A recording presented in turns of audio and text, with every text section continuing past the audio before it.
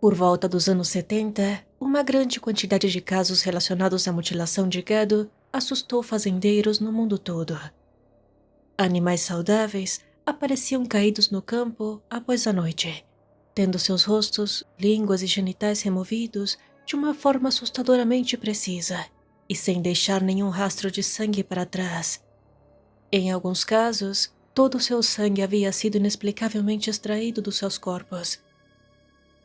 Com o passar dos anos, centenas de casos similares continuaram a ser reportados, dando início a uma série de teorias da conspiração, lendas urbanas como a do chupa-cabras e a possível presença de seres de outro mundo, que, segundo alguns, estariam fazendo testes nesses animais.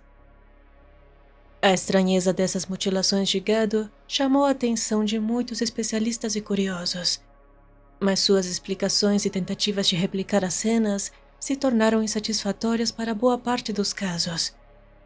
As imagens desses pobres animais já são bastante assustadoras como para tirar o nosso sono. Agora, imagine um caso similar onde isso ocorreu com um ser humano. No episódio de hoje, conheceremos um terrível caso de mutilação humana ocorrido no Brasil no final dos anos 90. Alguns dos assuntos abordados podem ser sensíveis para alguns públicos. Se recomenda a discrição.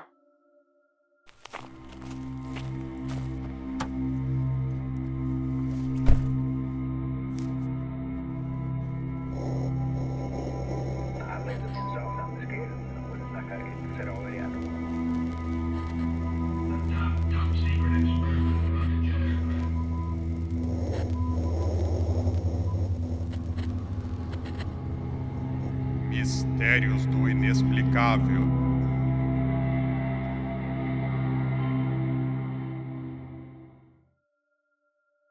Ano passado, um ouvinte chamado Rodrigo me recomendou a respeito de um caso ocorrido no Brasil, mais precisamente no município de Santa Isabel, localizado na região metropolitana de São Paulo.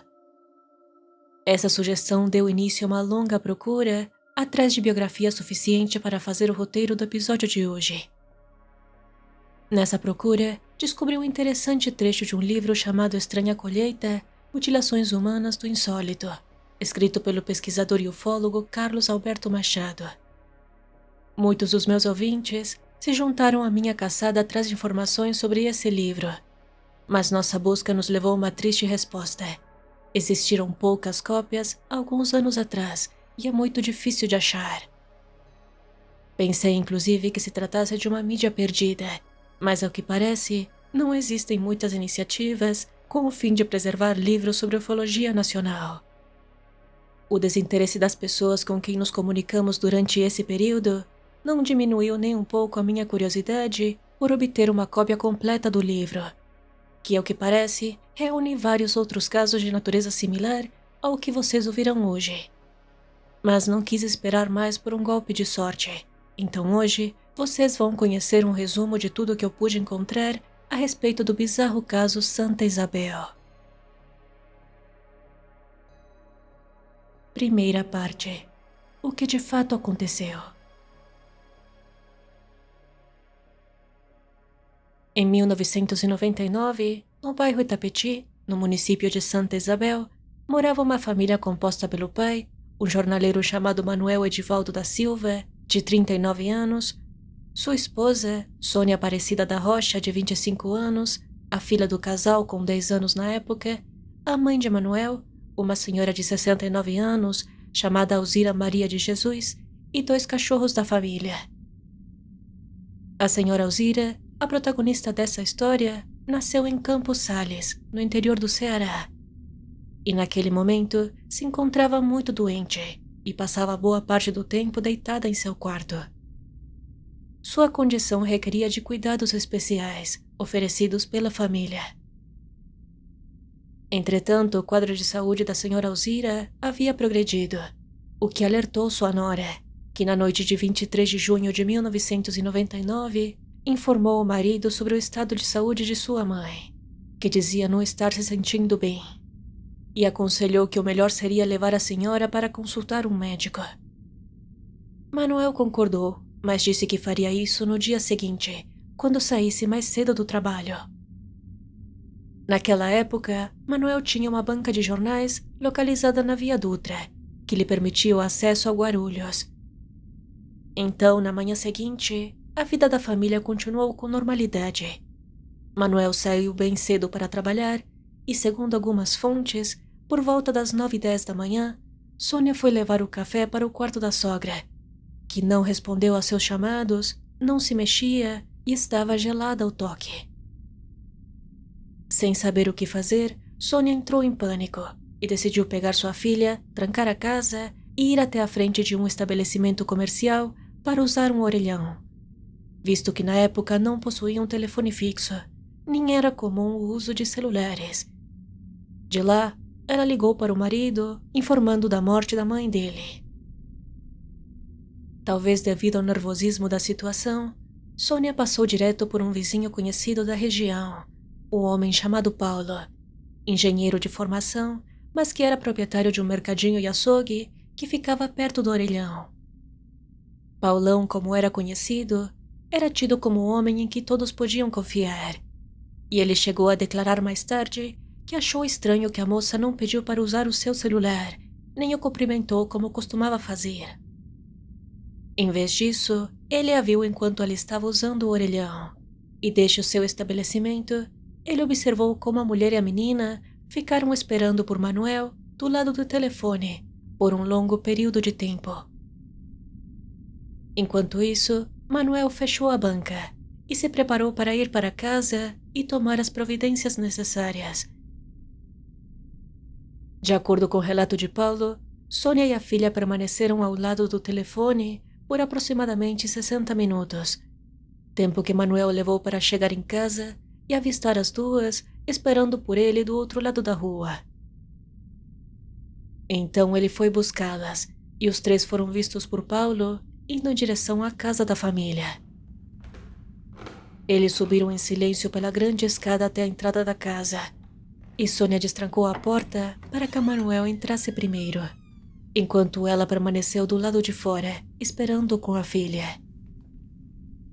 Não demorou muito para que as duas fossem surpreendidas com os gritos horrorizados de Manuel. Sônia então foi até o quarto da sogra para verificar o que havia acontecido e também gritou após ver a cena. No quarto, sobre a cama, estava o corpo inerte da senhora, que estava com o rosto totalmente desfigurado. Tudo o que restava era uma caveira, pois todo o seu rosto, a pele, os músculos da face, os globos oculares, a língua e a orelha esquerda haviam sumido. Seu rosto parecia haver sido retirado com uma precisão cirúrgica. E o que adicionava ainda mais estranheza para a cena era que não havia sequer vestígios de sangue, nem no quarto, nem na cama, nem sobre o corpo, que ainda conservava seus cabelos brancos, cuidadosamente penteados para trás, sem uma gota de sangue sequer. Seu suéter branco e seu travesseiro da mesma cor, as roupas de cama e demais tecidos próximos também estavam impecáveis. O corpo não parecia haver se mexido, e o casal chegou a procurar vestígios pelo quarto, mas nenhuma evidência foi encontrada.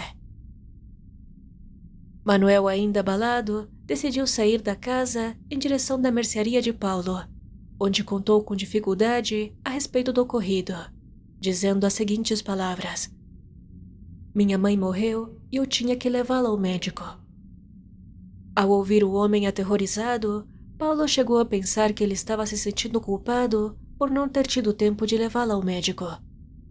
Então, estranhamente, Paulo teve a ideia de tentar amenizar a situação, sugerindo a Manuel que colocasse o corpo da sua mãe em seu Fusca e que quando chegassem no médico, dissessem que ela teria morrido no caminho.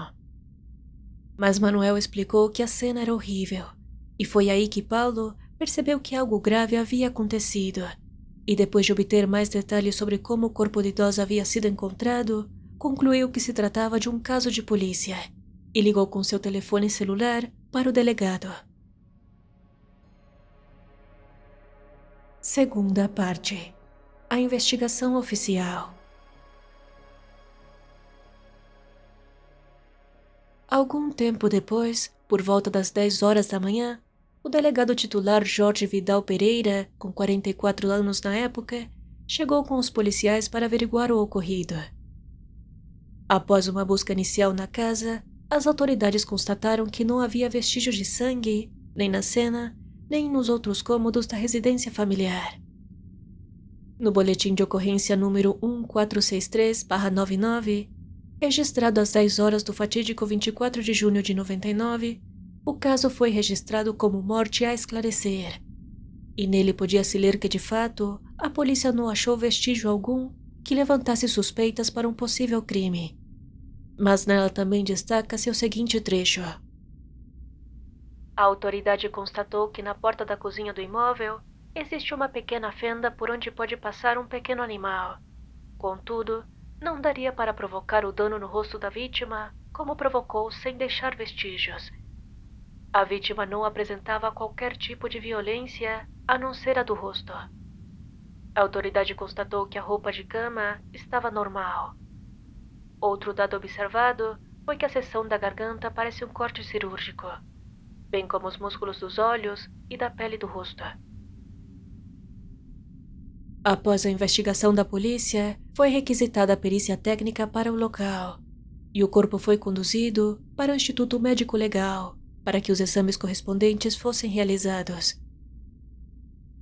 Segundo uma manchete do Diário Popular, de 25 de junho de 1999, citada em um trecho do livro Estranha Colheita, o delegado titular Jorge Vidal Pereira, há 22 anos na profissão, teria admitido que aquele foi um dos casos mais intrigantes que ele já investigou, e reafirmou que nenhum vestígio havia sido deixado na casa. Essa mesma manchete cita uma teoria relatada pelo próprio Manuel, filho da vítima, que suspeitava que o responsável poderia ter sido sua cadela Bassete chamada Dolly, e explicou: apesar de não ter manchas e de todo o mistério, acredito que foi a cadela. Na porta tem uma brecha por onde a Dolly entra na casa. Ele também citou que no quintal, a família também tinha um cachorro da raça Boxer, que não permitiria que um outro animal entrasse na residência. O exame necrológico número 1760/99, de 17 de junho daquele ano, realizado no ML de Guarulhos, relata que o corpo foi encontrado coberto por um edredom branco e vinho, e vestindo calças de agasalho de cor cinza claro e escura, uma camiseta cinza, blusa de moletom branca, fralda descartável e meias de cor marrom. A morte evidenciava-se pelos clássicos sinais de insensibilidade, imobilidade e parada cardiorrespiratória, não apresentando rigidez cadavérica. Sobre os ferimentos na região do rosto, foi relatado pelos especialistas que as bordas da pele em volta dos ferimentos eram irregulares. Também se observou a exposição das órbitas oculares, que estavam vazias, com sinais de raspagem, e a ausência total de dentes e da língua até seu terço médio. O exame também apontou que, provavelmente, aqueles ferimentos foram feitos após a morte da idosa. E, estranhamente, não aparece no exame necrológico uma estimativa do horário em que isso ocorreu. Mas em outras partes do livro, o autor faz alusão que deveria ter sido por volta das 2 da manhã da madrugada do dia em que foi encontrada. O exame por fim concluiu que Alzira Maria de Jesus veio a falecer em decorrência de um choque séptico, ou seja, uma infecção, devido a uma pneumonia bilateral. E pela característica irregular dos cortes, sugerem que poderia ter sido ação de animais predadores de pequeno porte. Mas a polícia estava cética quanto à conclusão do exame, e Sônia chegou a dizer que em seus 3 anos morando naquela casa, nunca havia visto ratos no local, e afirmou: cheguei a pensar em ácido e até em coisas de outro mundo. O delegado Jorge Vidal Pereira, titular de Santa Isabel, também discorda da conclusão do IML e declarou: ratos não conseguiriam arrancar a carne de um rosto sem deixar vestígios, e nenhum ser humano faria cortes tão precisos em apenas 40 minutos. Outro delegado de Santa Isabel, chamado Elcias Nogueira Paranaguá Filho, com 34 anos na época, considerou que a versão da perícia foi prática e confortável, e explicou: não havia nenhum vestígio, nem na cama nem no travesseiro. Além disso, a blusa branca que ele estava usando também não apresentava nenhuma marca. É muito estranho. Eu descarto a hipótese de assassinato, mas não a sobrenatural. Ratos deixam marcas. O rosto dela parece que foi cortado com a ajuda de um bisturi. E como o corpo ainda estava quente quando chegamos, se já haviam se passado algumas horas desde que a aposentada foi encontrada morta. Ele também afirmou que pretendia levar as investigações até as últimas consequências, mesmo que tivesse que pedir opinião de especialistas norte-americanos. Contudo, os anos se passaram e o caso continua sendo um mistério sem solução.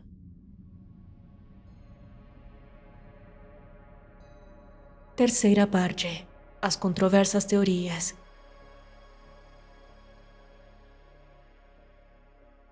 Outro fato curioso anexado a este caso descreve que na noite que a senhora Alzira faleceu, vizinhos teriam visto estranhas bolas de luz sobrevoando a região. E no início da madrugada, os animais como cachorros e gansos teriam feito barulhos intensos a noite toda, como se algo estivesse incomodando. Entretanto, na hora que Sônia saiu de casa para fazer a ligação, tudo estava no mais absoluto silêncio. Casos relacionados à mutilação humana são muito controversos, até mesmo dentro dos grupos dedicados aos estudos ufológicos, e com o caso Santa Isabel não foi diferente.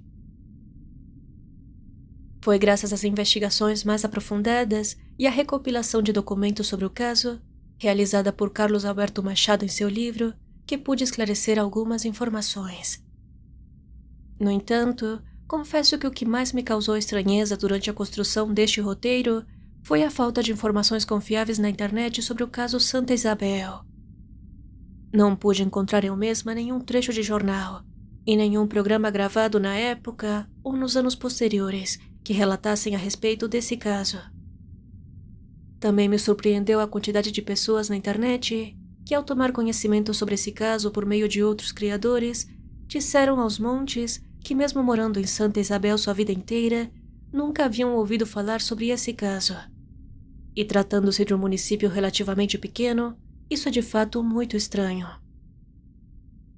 Foram tantos vlogs replicando os exatos mesmos textos, com os exatos mesmos erros na numeração dos documentos e outros dados, que não batiam com a documentação apresentada no trecho do livro já mencionado. Vale salientar também que muitos dos blogs que relataram sobre o caso foram escritos muitos anos depois do ocorrido, e me impressiona que as fotos da vítima estejam disponíveis publicamente, mas não as cópias dos laudos ou pelo menos uma imagem de um jornal citando o ocorrido. Segundo essas mesmas fontes, o caso teria sido publicado originalmente na extinta revista de rádio 89 Rock FM, de São Paulo. Entretanto, ela costumava ser uma revista de música. Mas, eventualmente, falava sobre outros assuntos e tinha uma coluna dedicada ao sobrenatural, chamada Arquivo Zé. Em uma seção escrita pelo jornalista José Teixeira, se destaca a matéria sobre o caso com o título Face Oculta, onde se explica a progressão dos fatos com os mesmos dados que os blogs replicaram à exaustão. O caso foi encerrado naquela mesma época, e o corpo da senhora Alzira foi enterrado no dia seguinte, 25 de junho, sem um funeral apropriado, em um cemitério simples ao lado do IML. Cheguei à conclusão de que esse foi um caso mal investigado, ou como teorizam alguns, intencionalmente abafado. Após o terrível ocorrido, a família acabou ficando um longo período em casa de parentes, deixando seus 2 cães aos cuidados de vizinhos. Eles chegaram a pensar por um tempo na possibilidade de vender a casa, pois não queriam voltar. O caso abalou muito a família, que teve que seguir as suas vidas, agora com o peso de não saber o que havia ocorrido, e pensando em quem ou o que seria capaz de fazer algo tão terrível com aquela frágil senhora. Em uma entrevista realizada em 31 de dezembro de 2002, pelo pesquisador Carlos Alberto Machado, ao delegado Elcias Nogueira Paranaguá Filho, ele explicou a conclusão e o encerramento do caso. A explicação lógica é óbvia para eles, os médicos legistas. Para o ser humano normal, essa do roedor. Se existiu algo estranho, uma normalidade, isso aí eu já não sei. A gente nunca vai saber. Para mim, é um caso muito misterioso, mas dei por concluído o inquérito, devido ao laudo. Mandei para o Poder Judiciário e dei o caso por encerrado. Não cabe a nós também ficar investigando uma coisa que já investigamos. Foi tudo periciado, foi tudo feito. Ouvidas as testemunhas que deveriam ser ouvidas. E assim, termina a história do caso Santa Isabel, sem conclusões, e deixando em aberto para as mais diversas teorias. Poderia ter sido algo de outro mundo ou um crime perfeito. Por que alguém faria isso com uma senhora que já estava prestes a morrer?